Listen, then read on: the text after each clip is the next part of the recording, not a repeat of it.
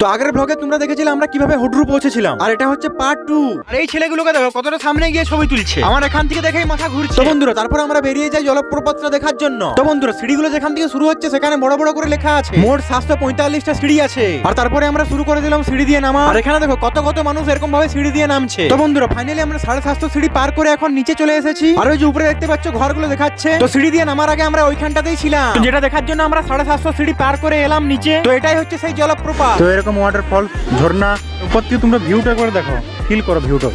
তো বন্ধুরা এখানে বোটে করে সবাই যাচ্ছে ওয়াটারফলসটার সামনে, একদম সামনে থেকে ওয়াটারফলসটা ফিল করার জন্য। ঠিক আছে, আমরাও দেখবো, যাওয়ার চেষ্টা করবো একদম সামনে থেকে। এই যে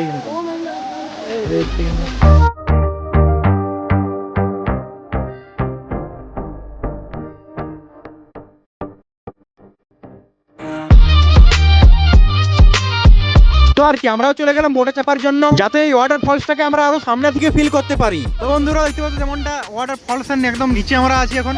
এই যে বোটে করে যাচ্ছি, বোট